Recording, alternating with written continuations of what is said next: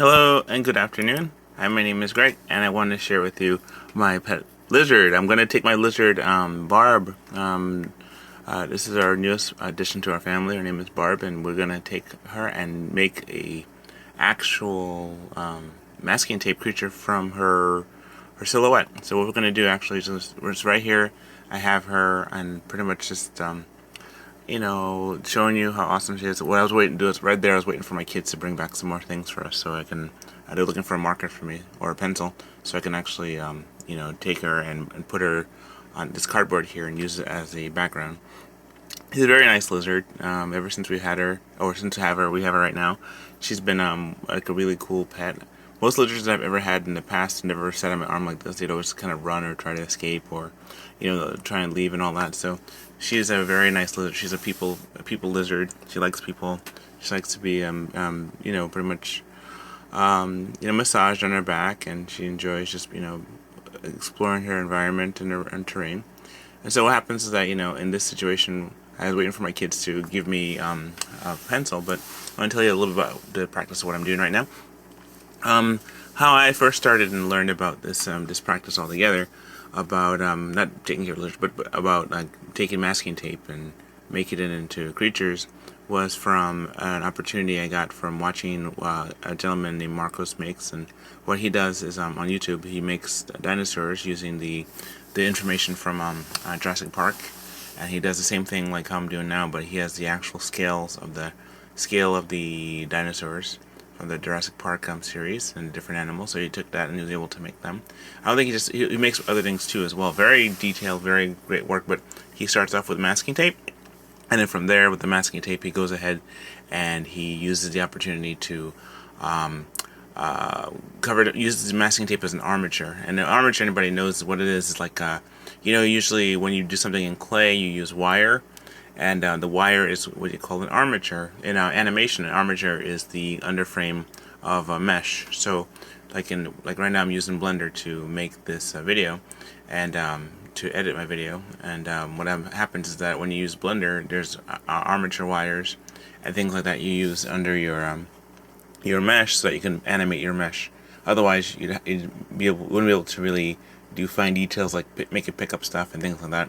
So the more you get better at it, that's why you use armatures to do things. For example, like even in puppetry, they use armatures to try and help people, help the puppets to move, and that's the wire and the body frame of the puppet.